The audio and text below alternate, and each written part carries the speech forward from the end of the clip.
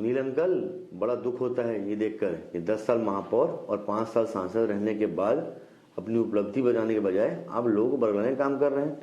आप आकाश शर्मा के चरित्र पर हमला कर रहे हैं। साहब, अब तो ये अफवाह और पटेल राजनीति छोड़िए, अब रायपुर दक्षिण बदल चुका है। जनता को ये जानना है कि उनके विधायक उनके लिए क्या करेगा। नेता वो होता है जो सबकी लकीर बड़ी करे, जो सबको लेकर चले, वो नहीं जिसे खुद की लकीर ना हो तो वो दूसरों की लकीर मिटाता फिरे। साहब, अब राजनीति की बदलाव हो चुकी है, बदला लेने की नहीं, नजरिया बदलिए। रायपुर दक्षिण हमारा परिवार है। एक अच्छा सौहार्दपूर्ण चुनाव लड़िए, जनता में एक अच्छा संदेश जाए। ये हमारा परिवार है, कोई अखाड़ा नहीं। ब्रिजमोहन अग्रवाल जी के साथ मैं भी घूम रहा हूँ। सब बस्तियों में लोगों के अंदर में उत्साह है और सब फिर से दक्षिण विधानसभा में कमल खिलाएंगे। कांग्रेस पार्टी जो है, भ्रम पैदा करना उनके स्वभाव में है। वो भ्रम पैदा करके ही देश के अंदर में राजनीति करते हैं। उसका एक हिस्सा रायपुर भी है। अच्छी लीड के साथ में जीतेंगे। सभी कार्यकर्ता मेहनत कर रहे हैं, जनता का आशीर्वाद मिल रहा है। वो तो सोने का बोल रहे हैं, हम तो प्लेटिनम का बांट रहे हैं, उससे भी महंगा होता है। उससे क्या दिक्कत है? अच्छा लीड होगा, कंफर्टेबल लीड होगा, बढ़िया लीड होगा।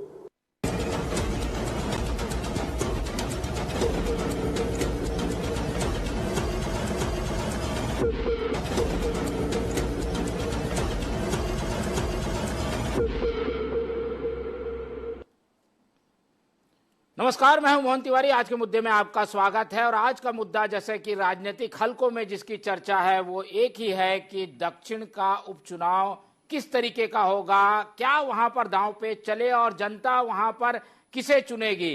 तो इसी पर आज हम चर्चा करेंगे और जानने का प्रयास करेंगे कि रायपुर दक्षिण, जो कि अभेद्य किला अब तक बना हुआ है भाजपा की ओर से, उसे कांग्रेस कैसे भेदेगी। उम्मीदवार मुकाबले में उतर गए हैं। पिछले 15 दिन से रोज हम दोनों ओर से दांव पेच देख रहे हैं और वो आज अंतिम दिन है जिसके बाद जनता को तय करना है कि वो किसका सूरज उगाएगी। तो इसी पर आज हम चर्चा करेंगे, क्योंकि ये अंतिम प्रण था जिसे जीतने के लिए कांग्रेस मैदान में उतर चुकी है। तो इस चर्चा को शुरू करें, उससे पहले मिल लेते हैं उन मेहमानों से जो इस चर्चा में हमारे साथ रहेंगे।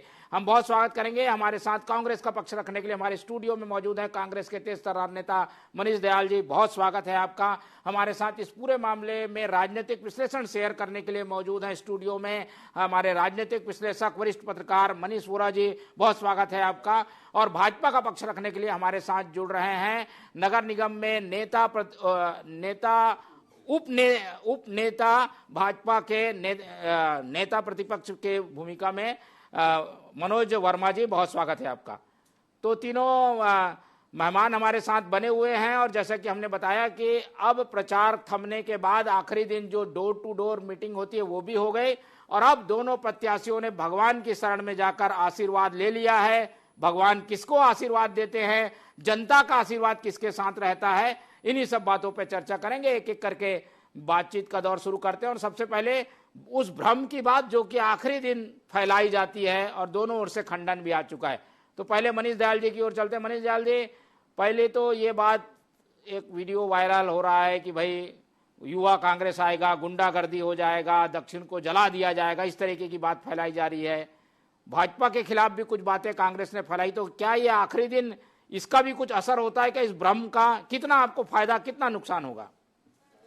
देखिए मोहन भाई, चुनाव जो है हमेशा साफ सुथरा लड़ना चाहिए, चाहे कांग्रेस पार्टी के प्रत्याशी हो चाहे भारतीय जनता पार्टी के प्रत्याशी हो।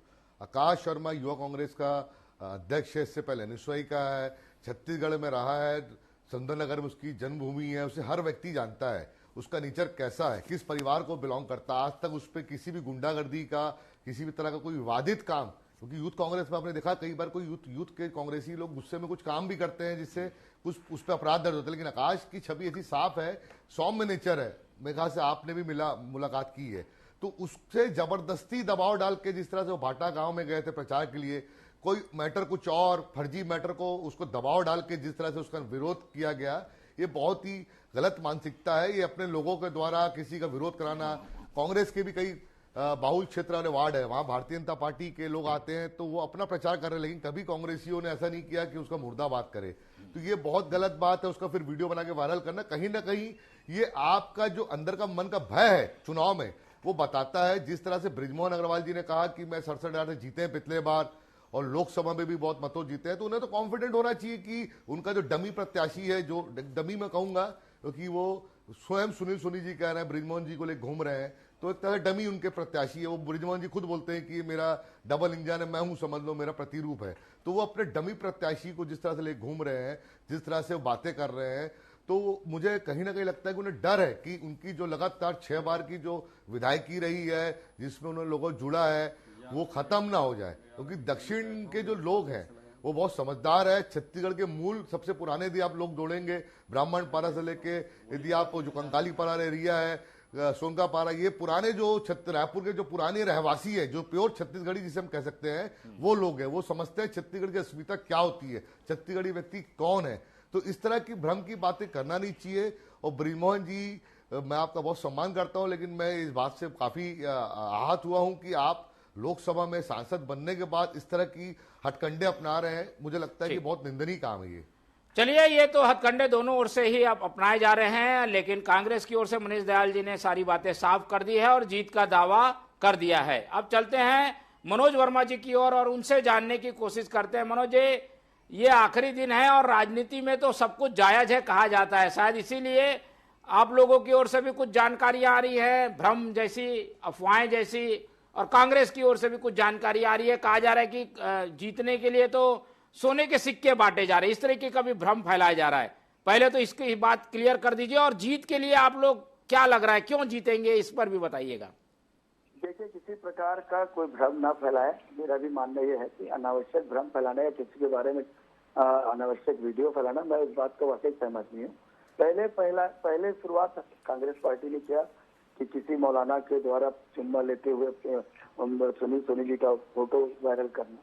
और रही बात वो वीडियो जो आकाश शर्मा जी का वहाँ पे भाटा गांव में हुआ, भाटा गांव में वैसे भी बहुत ज्यादा स्टंट वहाँ पे चल रहा है जमीन विवाद को लेकर के। तो मुझे ऐसा लगता है कि वो उस मामले को ना लेकर के हम चुनाव लड़े, और चुनाव में जैसे कि आप भाई साहब ने कहा कि इनका आचरण, इनका चेहरा, इनका व्यवहार, सब चीज अच्छा है। देखिए, व्यवहार, आचरण सब चीज अच्छा होता है, लेकिन जिस पार्टी से हम लड़ रहे हैं उस पार्टी की जो सोच है उसको जनता समझना चाहती है। आज भारतीय जनता पार्टी की जो विचार है, उसकी जो सोच है, देश के लिए लड़ना, देश के लिए मरना, देश के लिए करना और अंतिम व्यक्ति तक के विकास करने की बात जो हमारी पार्टी कहती है, तो कहीं न कहीं ये जो हमारे विचार है, जो हमको जीत में अग्रसर करें। और हमारे प्रत्याशी जो सरल सौम्य है, जैसे कि आकाश जी सरल सौम्य आप बता रहे हैं, तो हमारे प्रत्याशी का भी ऐसा किसी प्रकार का कोई, आपने देखा होगा 20 साल 30 साल की राजनीति में किसी प्रकार का कोई आरोप उनके ऊपर नहीं लगा है कि उन्होंने किसी प्रकार की कोई गुंडागर्दी करी हो या किसी प्रकार का किसी से दुर्व्यवहार किया हो। तो आचरण व्यवहार अपनी जगह, लेकिन आपकी पार्टी की सोच क्या है? जनता जिस पार्टी को वोट डालना चाहती है, वोट कांग्रेस के पंजा छाप को डालना है, वोट कमल छाप को डालना है, तो उस पार्टी का व्यक्ति क्या काम कर रहे हैं, ये ज्यादा मायने रखता है। तो मेरा कहना यह है कि आज हम जीतने के कगार में इसलिए हैं क्योंकि जो पिछले 15 साल में हम लोगों ने काम किया, जनता ने मौका दिया 5 साल आप लोगों ने ऐसा कुछ नहीं किया जिसकी वजह से आपको फिर से रिपीट किया जाए। लोगों ने देखा कि जो 15 साल था वो कहीं बेहतर था, इसलिए 5 साल बाद फिर से हमको मौका दिया है। हम ही संवारेंगे और जनता इस बात को अच्छे से समझ रही है। नहीं, लेकिन मनोज जी, ये चुनाव अचानक सर पे आ गया, ये चाहते तो चुनाव यहाँ पर नहीं भी होता। तो चुनाव के लिए जनता थोड़ा ये भी बता रही है कि भाई भाजपा इस चुनाव के लिए जिम्मेदार है। इसका क्या कुछ माइनस पॉइंट हो रहा है क्या कि अचानक चुनाव दक्षिणी वालों को झेलना पड़ रहा है? विधानसभा चुनाव के होने के बाद में बृजमोहन जी को लोकसभा चुनाव लड़ाया गया। अब लोकसभा चुनाव में लोग वो जीतने के बाद में जब वो चले गए तो कहीं न कहीं वो सीट रिक्त हो जाने के बाद में उसमें 6 महीने के अंदर में चुनाव कराना अनिवार्य था, इसलिए उसमें चुनाव कराया जा रहा है। कोई हमारे दबाव में चुनाव आयोग चुनाव नहीं करवा रही या हमारी पार्टी के द्वारा कोई दबाव नहीं। ये चाहते तो बृजमोहन जी को टिकट ना देते, वो मंत्री भी थे, विधायक भी थे, लाडले भी थे, प्रसिद्ध भी थे। दल में क्या निर्णय लिया जाता है उनका आंतरिक मामला होता है। इसमें किसी बात को बता करके हम बृजमोहन को क्यों टिकट दिए, क्यों नहीं देना चाहिए था, ये हमारा आंतरिक मामला है। हम उस बात को क्यों बताते घूमे कि बृजमोहन जी को क्यों दिया गया या सुनील सोनी जी को क्यों लड़ाया गया, ये जनता सोचेगी। या जनता समझती है कि किसको वोट डालना है। आज कहीं ना कहीं कांग्रेस ने ये सोच करके आकाश शर्मा जी को टिकट दिया है कि नया चेहरा है, मैं नए चेहरे का भी स्वागत करता हूँ। कहीं न कहीं कांग्रेस की सोच अच्छी रही कि नए चेहरे को उन्होंने मौका दिया, लेकिन इसका मतलब ये नहीं कि सुनील सोनी जी को आप एकदम से नकार दें। 30 साल का उनका राजनीतिक सफर रहा है, अच्छे कार्यकाल रहे हैं, लोगों के लिए उन्होंने काम किया और पार्टी ने उनके प्रति विश्वास जताया।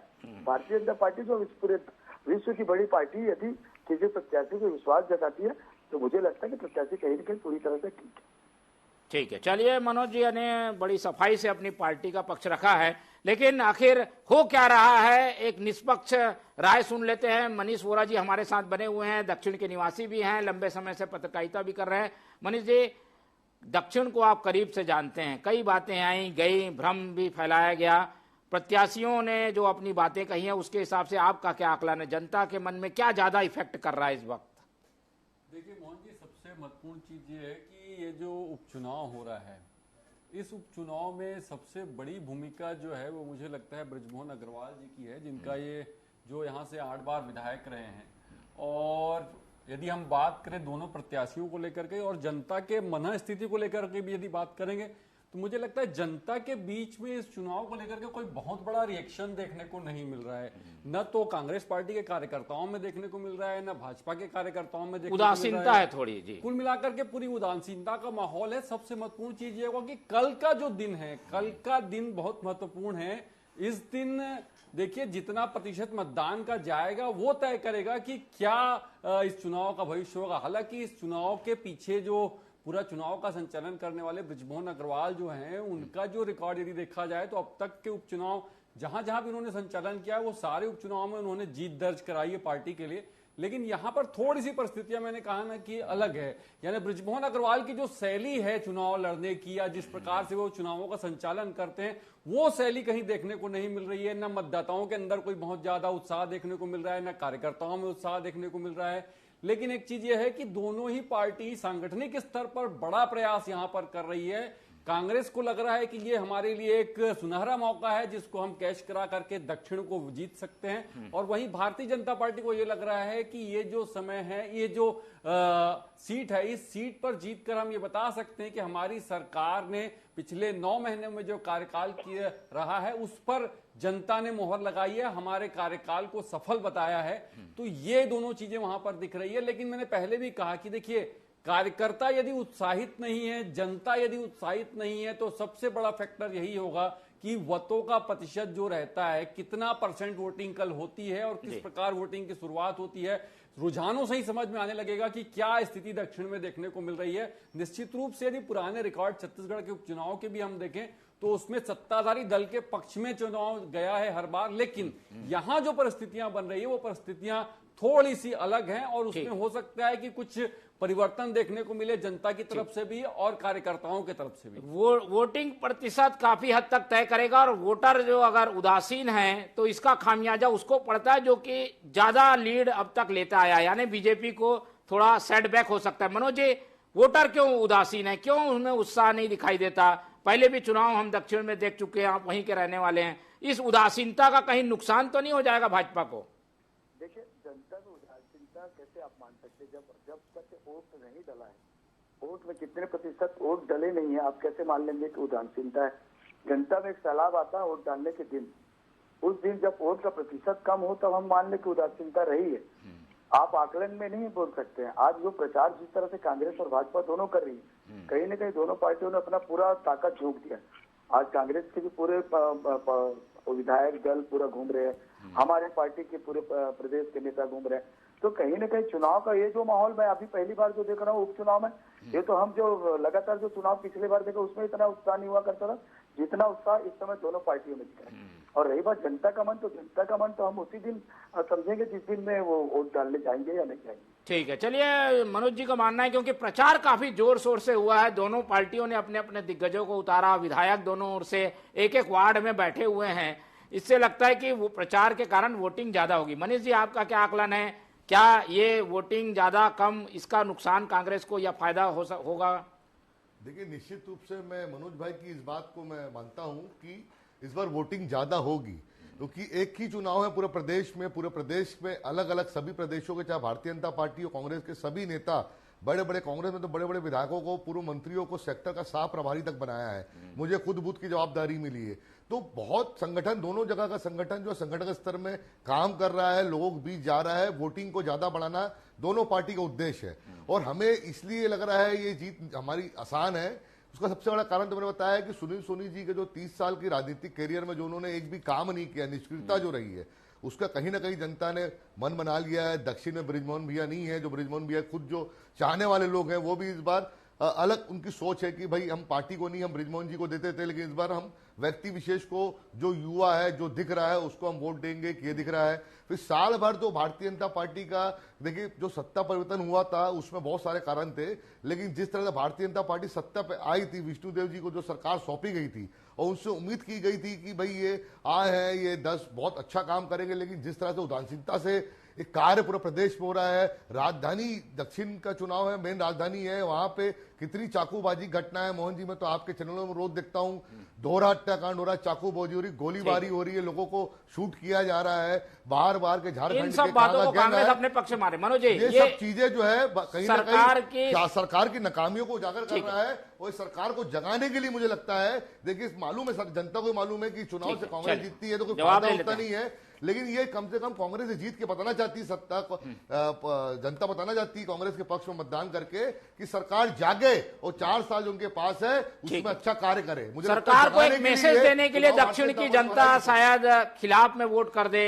जो चीजें बता रहे हैं मनीष जी, कानून व्यवस्था, सरकार की नाकामी, क्या इसका फायदा नुकसान होगा? मोहन जी, आपने देखा कि जब 5 साल सरकार कांग्रेस की रही, कितने सारे भ्रष्टाचार, कितने सारे घोटाले हुए, और जनता ने उसमें हमको पूरा विश्वास जता करके हमको जिताया। और हमने जो घोषणा करी थी कि किसानों को जो बोनस देनी है, किसानों को जो अतिरिक्त राशि देनी है, किसानों के धान एक साथ खरीदी करके एक मुफ्त पैसा देना है।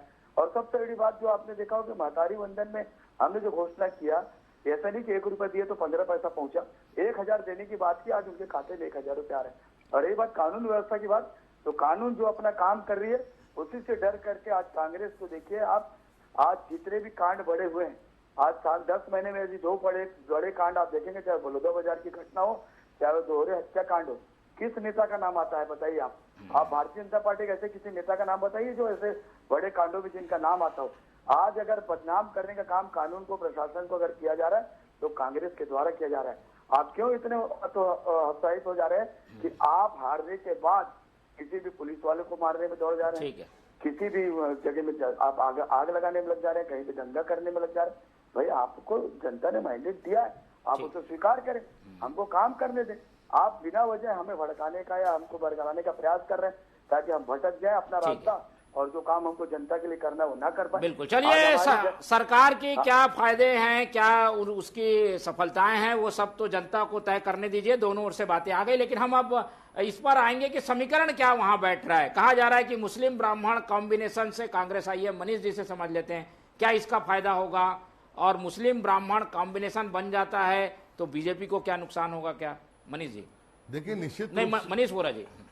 देखिए मोहन जी, ये जिस कॉम्बिनेशन की आप बात करें, निश्चित रूप से उसको लेकर के बड़ी चर्चा है। ब्राह्मणों ने पहली बार एक होकर के किसी सीट पर जाकर के दोनों दलों से मांग की थी कि हमारे ब्राह्मण प्रत्याशी को टिकट दिया जाए, लेकिन उसके बाद में भारतीय जनता पार्टी ने नहीं दिया, कांग्रेस ने ब्राह्मण प्रत्याशी को टिकट दिया। अब देखना यह हुआ कि वो ब्राह्मण यदि एक होकर के वोट करते हैं, ब्राह्मण, मुस्लिम और जो स्लम एरियाज हैं, वहां से वोटों का प्रतिशत यदि ज्यादा निकलता है तो निश्चित रूप से वो चुनाव को प्रभावित कर सकता है। लेकिन सवाल यह है कि ब्राह्मण एक होकर के वोट दे तब ये स्थितियां निर्मित होगी। यदि ऐसी स्थिति निर्मित नहीं होती है तो मुझे लगता है कि वर्तमान जो परिस्थितियां हैं उसमें मैंने कहा कि सामान्यतः एक चीज ये होती है कि जो सत्ताधारी दल होता है उपचुनाव में उसको माइलेज मिल जाता है। लेकिन अभी मैंने कहा ना कि ये जो परिस्थितियां निकल करके आई है, यहाँ पर बृजमोहन अग्रवाल का प्रत्यक्ष रूप से नहीं होना और पीछे से चुनाव के उसमें रहना, सुनील सोनी के साथ में उन्होंने कहा कि 1 नहीं 2 विधायक मिलेंगे,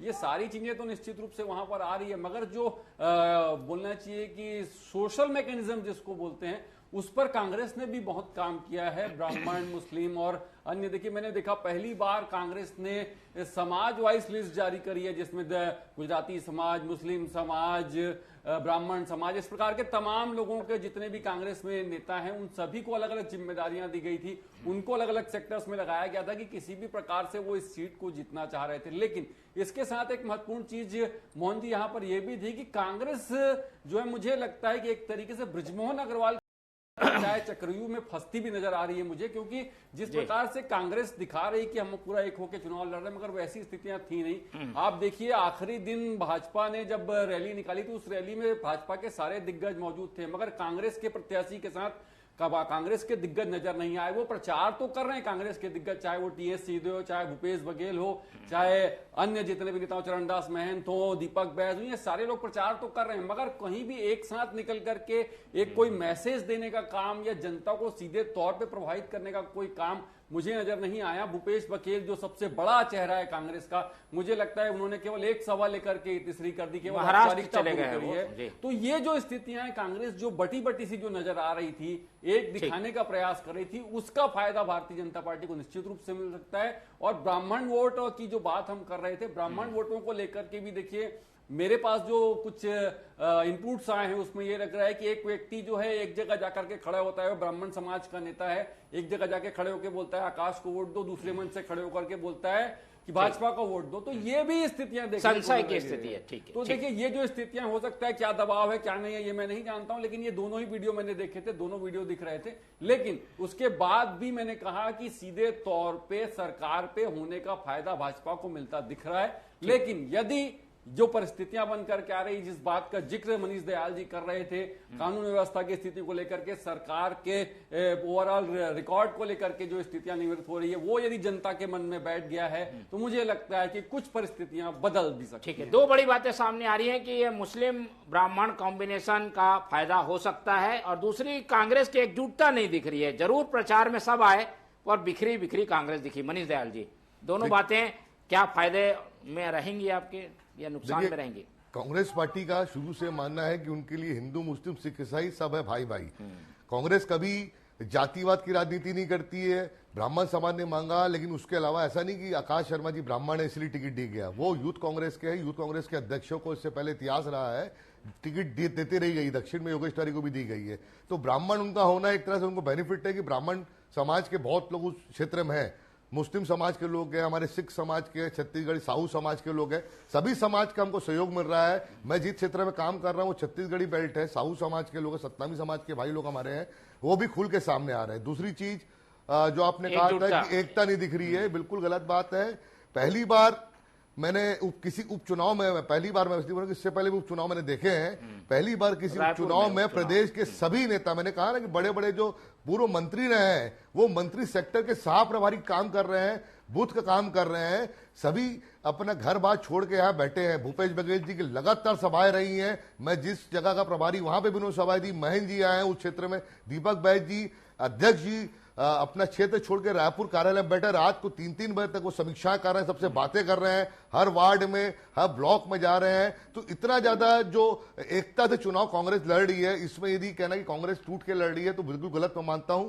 एक होकर चुनाव लड़ रहे हैं। हाँ, किसी एक रैली विशेष में सब ना पहुंच पाए, इसका मतलब ये नहीं कि सबके अलग अलग जवाबदारी काम है, सब अलग अलग जगह काम कर रहे हैं। बिल्कुल एकता चुनाव लड़ रहे हैं और निश्चित रूप से परिणाम जो मनीष भाई ने कहा आखिरी में कि कुछ भी हो सकता है, जनता पलट सकती है, तो मुझे लगता है कि ये हो सकता है। कांग्रेस पार्टी के पास आज के समय में होने कुछ नहीं है, पाने को ये सीट जरूर है। ये सीट आज तक नहीं जीत पाई है कांग्रेस। नहीं, आप भूल रहे हैं मोहन भाई, ये सीट पहले लगातार कांग्रेस की थी जब स्वरूप चंद जैन जी थे। उस समय ऐसी, मैं बता रहा हूं, आपको याद दिला रहा हूं फ्लैश बैंक में, उस समय बृजमोहन जी भी ऐसी युवा नेता के रूप में आए थे, स्वरूप चंद जी का गढ़ था, उस समय हराने वाला कोई नहीं था। तो ऐसे ही बोलते थे लोग कि अरे स्वरूप चंद जी को बृजमोहन जी क्या हराएंगे, नए नए कॉलेज के नेता है, लेकिन उन्होंने हराया। तो जो है हर चीज रिपीट होती है, वो समय रिपीट है। मुझे दो बातें, एक तो ये ब्राह्मण उम्मीदवार, तो ब्राह्मण वोट भी मिलेगा, मुस्लिम वैसे ही परंपरागत वोटर हैं, उसका फायदा मिलने की बात, और दूसरी बात कांग्रेस एकजुट है ये भी दिखाने की कोशिश हो रही है, सब लोग एक साथ पूरे प्रचार में दिख रहे हैं। देखिए मोहन जी, ये एक ऐसा विधानसभा है, बाकी विधानसभा की तो मैं बात नहीं करता, लेकिन दक्षिण विधानसभा एक ऐसा विधानसभा है जहां लगातार 8 बार हम लोग जीतते आ रहे हैं। और कहीं ना कहीं जो हमारे प्रत्याशी हैं वो उनका जो काम है, ऐसा नहीं कि उन्होंने काम नहीं किया इस शहर के लिए। आज वो सांसद रहते हुए भी स्मार्ट सिटी के जितने भी पैसे लाने का काम उन्होंने शहर में जो किया है, जिसका बंदरबाट भले कांग्रेस के महापौर ने और इस सरकार ने किया, लेकिन उन्होंने उस वहां से पैसा लाने का तो काम किया।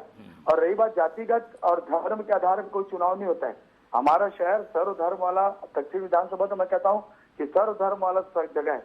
पहले भी मुसलमान भाइयों ने हमारे प्रति आस्था जताई और कहीं न कहीं बृजमोहन जी को लीड दिलाया।